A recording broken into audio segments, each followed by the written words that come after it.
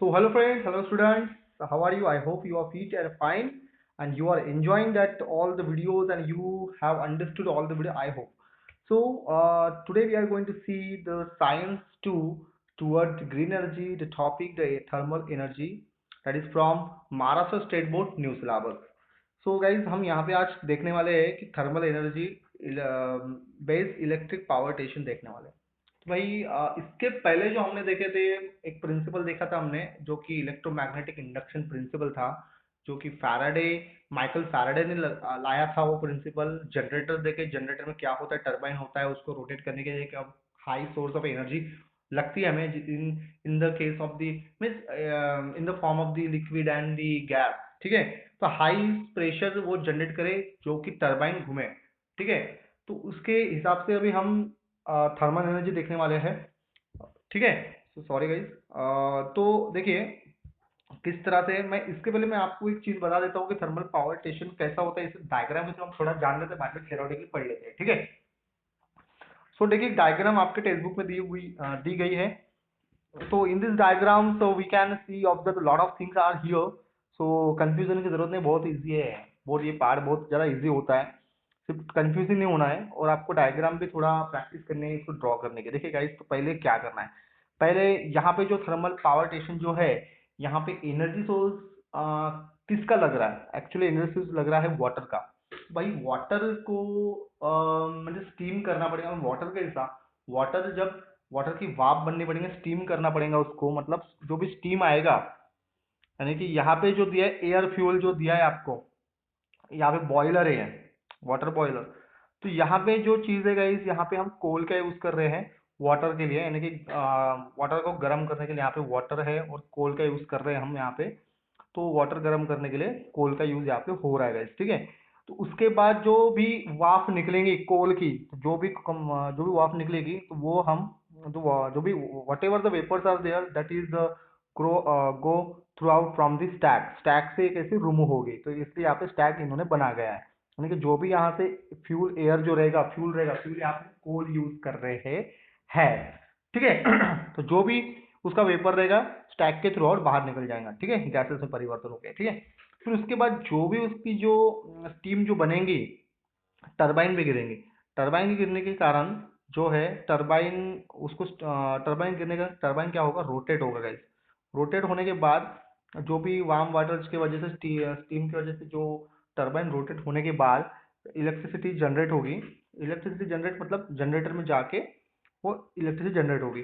तो गाइस इसके लिए अभी ये प्रोसेस कैसी होती है, प्रोसेस ऐसी होती है कि जो भी पंप होता है, अभी यहाँ पे जो वाटर तो गया है, मतलब गर्म होके उसकी वाफ बन के स्टीम में परिवर्तित होके गया है, बट उसको अभी जो वाटर रहेगा कंडेंस भी होना चाहिए। तो वार्म वाटर जो भी है पंप के थ्रू, ये जो पंप आपको दिखाई दे रहा है पंप के थ्रू नीचे आता है, and then it goes in the cooler cooler sorry cooling tower में जाता है। कूलिंग टावर में क्या होता है, जो भी गर्म जो वाफ रहेंगे वार्म वो बाहर फेंकेंगे और उस जो भी पानी जब ठंडा होगा तो नीचे आएगा गाइस। ये जो कूल्ड वाटर जो है अभी ठंडा है, ये वापस से जो है पाइप पंप के थ्रू, ये जो पंप है ये वाला क्या है, ये जो लाइन दिख रही है पंप के थ्रू डायरेक्टली किस में जाएगा, फिर से हमारे बॉयलर में वापस जाएगा। फिर से कोल वहाँ उसको गर्म करेगा, फिर से उसकी वाफ निकलेगी जो कि टरबाइन को घुमाएगी और उसके वजह से इलेक्ट्रिसिटी जनरेट होगी। यही तरह से प्रोसेस गोइंग ऑन रहती है guys, बाकी कुछ नहीं है इसमें, सिंपल है। बॉयलर होता है, बॉयलर में हम फ्यूल का यूज कर, कौन से फ्यूल का, कोल का यूज कर रहे हैं। ठीक है, तो हम अभी आते हैं हमारे थ्योरी की तरफ। In this turbine is rotated using steam. देखिए टर्बाइन यहाँ पे रोटेट हो रहा है स्टीम के यूज से। Water is heated in a boiler, water कहाँ पे हीटेड और बॉयलर के लिए हीटेड हो रहा है, using the thermal energy release due to the burning of coal. Thermal energy release कैसी हो रही है, कोल के वजह से, क्योंकि कोल गर्म होगा तो वाटर गर्म होगा, right. The steam of very high temperature and pressure is generated. So that's why the steam is a very high, is generated in very high temperature and pressure. That's why the steam that turbine will be rotated. The energy in the steam drives the turbine. Thus the generator connected to the turbine rotates and electric energy is produced. तो electric energy produce होती है। ठीक है, the steam is converted back into the water।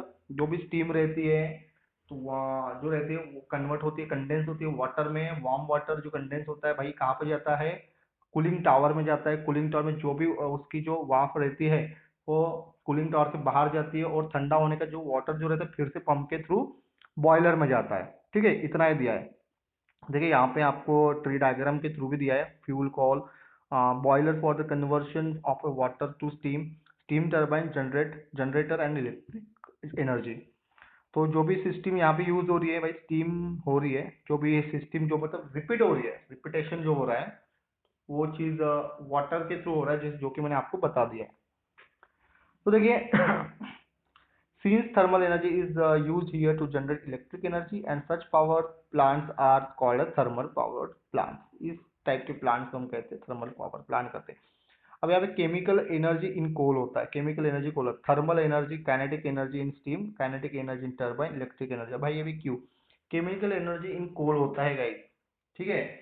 तो and thermal energy produce करता है, वो thermal energy produce करता है, तो वो जो भी जो स्टीम होती है वो काइनेटिक एनर्जी रहती है। काइनेटिक एनर्जी मतलब क्या है, मतलब कोई प्रोसेस गोइंग ऑन होना है कि चालू रहना, प्रोसेस चालू हो रहा है। फिर वो काइनेटिक एनर्जी किसके अंदर दिखाई देंगे आपको, टरबाइन रोटेट होगा, तो रोटेट हो, पोटेंशियल नहीं है, वो रोटेट हो रहा है, तो उसको क्या बोलेंगे हम, काइनेटिक एनर्जी बोलेंगे। फिर वो काइनेटिक एनर्जी हो किस में कन्वर्ट हो जाएगी, टरबाइन के थ्रू इलेक्ट्रिक एनर्जी में कन्वर्ट हो जाएगी।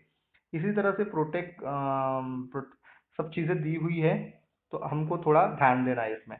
तो फिर से एक बार डायग्राम हम देख लेते हैं, डायग्राम किस तरह से दिया हुआ है। स्टैक है, बॉयलर है, वाटर है, जाके यहाँ पे हम इसका यूज करें, कौन से फ्यूल का, कोल फ्यूल का यूज कर रहे हैं, जो कि गर्म होने के बाद उसको बर्निंग होने के बाद वाटर बर्न गर्म हो जाता है, हॉट वार्म हो जाता है, वार्म होने के बाद वो स्टीम में कन्वर्ट होने के बाद टरबाइन को रोटेट करता है, with the help of the kinetic energy produce होता है उसमें। काइनेटिक एनर्जी प्रोड्यूस होने का that convert into electrical energy. तो कितना सिंपल है, बहुत ज्यादा सिंपल है गाइस इतना। और जो भी एक चीज आपको एक्स्ट्रा लिखने की, that steam will be converted into the warm water, and that warm water goes through through the cooling tower, cooling tower के थ्रू आउट जाती है। जो भी कूलिंग टावर है, जो वार्म जो वेपर से वो बाहर फेंकती है, देखो हॉट एयर लिख के यहाँ पे, देखिए हॉट एयर लिख के है, ठीक है। उसके बाद क्या हो रहा है, उसका जो भी ठंडा जो पानी होता है वो फिर से वापस आ जाता है, एक पंप के थ्रू आउट फिर से बॉयलर में जाता है। तो यही प्रोसेस कैसी हो रही है, यही प्रोसेस 10 बार हो रही है, बार बार चीजें ये हो रही है। इस प्रोसेस को भी हम क्या बोलते हैं, थर्मल, ये जो प्रोसेस होती है वो थर्मल पावर स्टेशन में होती है। अब कोल में क्या होता है गाइस, कोल में न्यूक्लियर एनर्जी क्या होती है, सॉरी केमिकल एनर्जी होती है। तो कोल क्या है, कोल का क्या है, मॉलिक्यूल फार्मूला क्या है, क्या होता है भाई, कोल में कार्बन होता है, यानी कि CO2 होता है, और वाटर भी होता है, ठीक है। तो बोलेंगे हम CH2O बोलेंगे हम, जिसको कार्बन हाइड्रोजन उसमें होता है, ठीक है।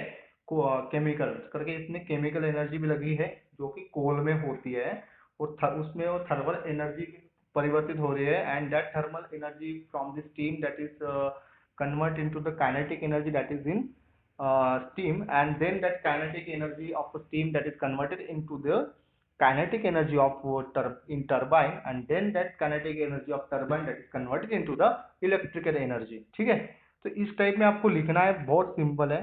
अब देखेंगे हम थोड़ा इसका, आपको तो समझ में आ गया होगा ये सब चीजें कैसे, डायग्राम आपको देखना है। डायग्राम को तो मैंने आपको पूरा एक्सप्लेनेशन दिया है, जो कि ये पूरे थ्योरी में। चलो ये भी देख लेते हैं। If you see a thermal power station, you will observe the two types of the towers there। दो टाइप के टावर्स हैं, जैसा कि एक कूल टावर है, एक स्टैक है, जो कि कोल जो बर्न होता है उसकी जो वेपर्स होते हैं उसको बाहर फेंकने के लिए, ठीक है। Then what are they, if you observe the schematic of the thermal power station in figure, जो भी आपके फिगर में देखे, you will get answer to this question। Compare the schematic of the thermal power station with the block diagram above, and you will understand how the boiler, turbine, generator and the condenser are arranged in the power station। आपको समझ में आना चाहिए कि भाई कहाँ कहाँ turbine दिया हुआ है, कंडेंसर का काम क्या है, और क्यों दिया है, कहाँ पे दिया हुआ है, कूलिंग टावर कहाँ पे दिए हुए हैं। After the combustion of fuel that is here coal. तो यहाँ पे हम फ्यूल का कौन सा यूज किया है, कोल का यूज किया है। In the boiler, in the boiler, the emitted gases are released to the atmosphere through very high tower. Once the turbine is rotated using the steam at the high temperature and pressure, the steam temperature and pressure decreases. तो एक बार जो high temperature बढ़ जाता है तो थोड़ा वो कम होने के बाद वो वाटर में कन्वर्ट होता है। तो this steam is direct converted back to the water by taking out heat from it.